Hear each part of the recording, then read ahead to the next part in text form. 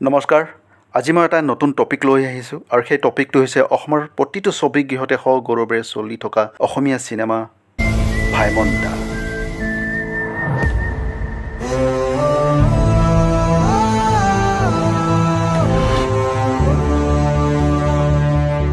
আমি অসমীয়া চিনেমা চলাই দেখুৱাম।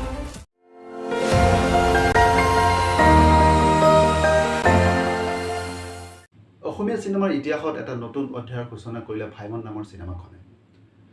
আমাৰ অসমৰ প্ৰথম সফল বায়োপিক চলচ্চিত্ৰ। কোনো কাল্পনিক কাহিনী নহয়, এয়া এজন ব্যক্তিৰ সংগ্ৰামী জীৱনৰ বাস্তৱ আখ্যান।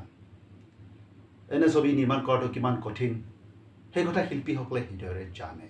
কিন্তু আজি কিছুমান দুষ্ট লোকৰ স্বাৰ্থপৰ কাৰ্যই এই ঐতিহাসিক যাত্ৰাক কলংকিত কৰিব বিচাৰিছে। বায়োপিক বনাবলৈ কেৱল কেমেৰা ঘূৰালেই নহয়, ইয়াৰ বাবে লাগে বছৰ জুৰি গৱেষণা, বাস্তৱ চৰিত্ৰৰ সৈতে শত শত ঘণ্টাৰ সাক্ষাৎকাৰ, শিল্পীসকলে তেওঁলোকৰ আত্মাক পৰ্দালৈ অনাৰ অসীম সংগ্ৰাম।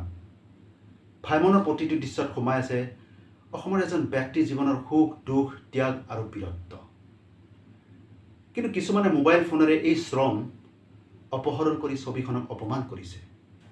এই কাম কেৱল অবৈধই নহয়, ই এক নিষ্ঠুৰতা। প্ৰযোজক, শিল্পী আৰু ক্ৰু মেম্বাৰ সকলোৰে কষ্টৰ ফল চুৰি কৰা হয়। ফলত ছবিখনে থিয়েটাৰত পাবলগীয়া উচিত সমৰ্থন নাপায়। ভৱিষ্যত প্ৰযোজকসকলে বায়োপিক বনাবলৈ আগবাঢ়িবলৈ ভয় কৰিব। অসমীয়া চিনেমাৰ উন্নয়ন 10 বছৰলৈ ঠেলি দিয়া হয়। ইয়াৰ উপৰিও আইনভাৱে ইয়াৰ পৰিণতি বহুতেই ভয়ংকৰ আৰু এই অপৰাধ কৰা দুষ্ট চক্ৰৰ লোকসকলৰ কাৰাদণ্ড বিহা হয় আৰু বা দোষীৰ পৰা কিছু টকা জৰিমনা হিচাপে আদায় কৰা হয়।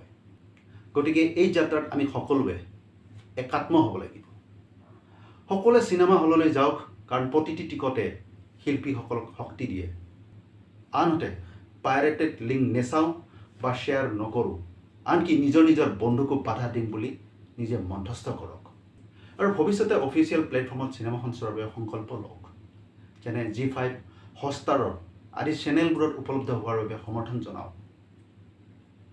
এয়া কেৱল এখন ছবিৰ কথা নহয়, এয়া আমাৰ সংস্কৃতিৰ সৈতে বিশ্বাসঘাতকতা নকৰিবলৈ আমাৰ চেনেলৰ পৰা সমগ্ৰ দৰ্শকক আহ্বান জনোৱা এটি বলিষ্ঠ অনুৰোধ হয়।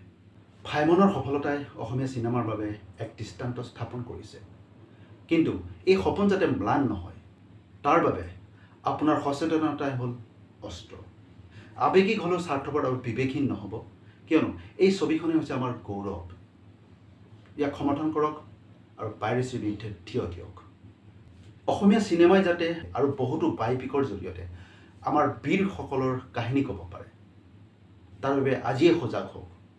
আৰু মোৰ এই ভিডিঅ'টি চাই কেনে পালে কমেণ্ট কৰিব আৰু আপোনালোকৰ এটা এটা কমেণ্টে মোক এটা নতুন ভিডিঅ' বনোৱাত সহায় কৰে আৰু উৎসাহ যোগায়। চ' আকৌ লগ পাম মোৰ নেক্সট পৰৱৰ্তী খণ্ডত এক নতুন চিন্তাধাৰালৈ, এক নতুন চিন্তাৰ চৰ্চালৈ। চ' আজিলৈ এৰিছোঁ, ধন্যবাদ।